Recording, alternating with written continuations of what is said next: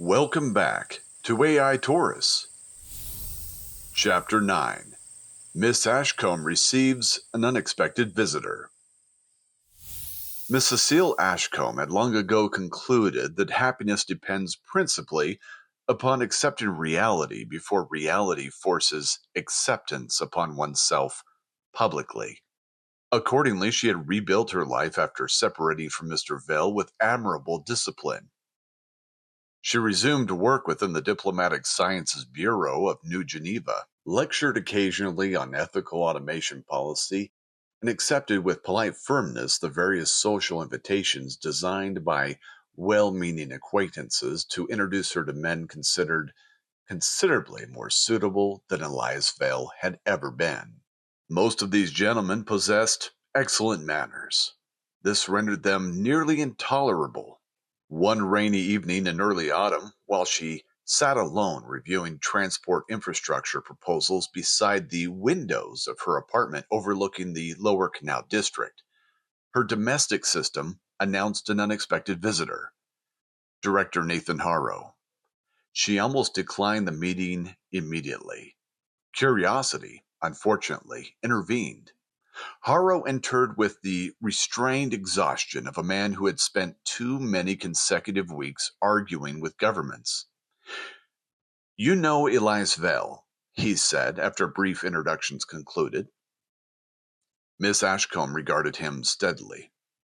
"That is a remarkably inelegant opening." "It is also true." "Yes." Harrow remained standing for several moments before continuing. "We believe he is preparing something extremely dangerous." "Then you have discovered him rather late." The director studied her expression carefully. "You already know." "I know he intended to build independent industrial launch systems beyond government oversight." Harrow blinked once. That sentence would terrify most intelligence agencies. It terrified me succinctly. He seated himself opposite her.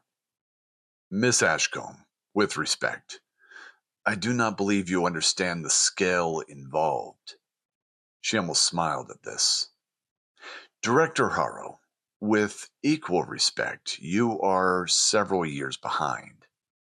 For the next hour, she listened while Harrow explained the current situation, the satellite surveillance, the procurement investigations, the launch intelligence, the military debates already underway.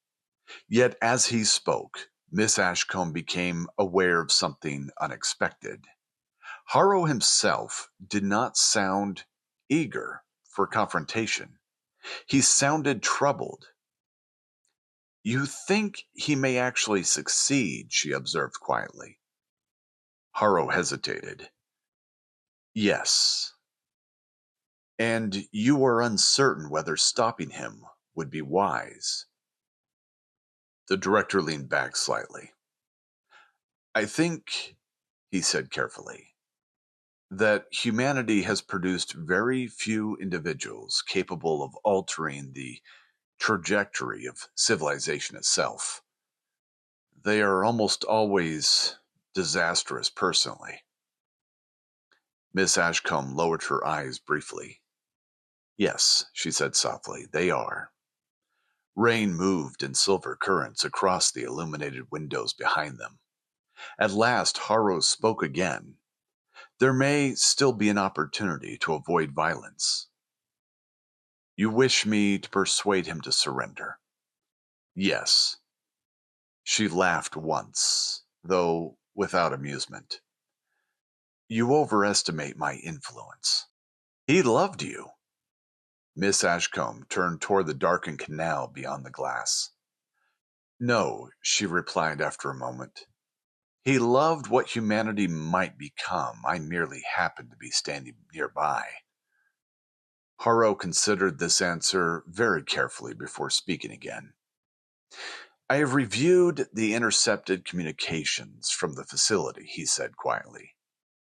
"He still keeps every message you ever sent him." That struck harder than she wished it to. For several seconds, she said nothing at all.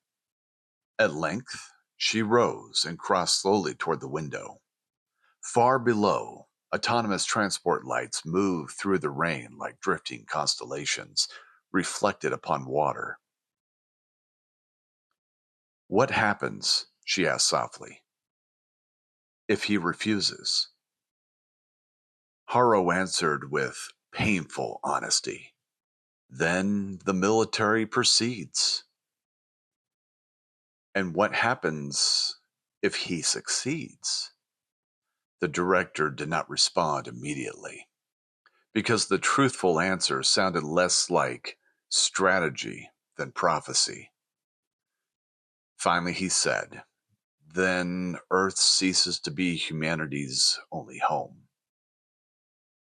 Miss Ashcombe closed her eyes briefly, and in that moment she understood, perhaps more clearly than ever before, why she had loved Elias Vale, despite every excellent reason not to do so.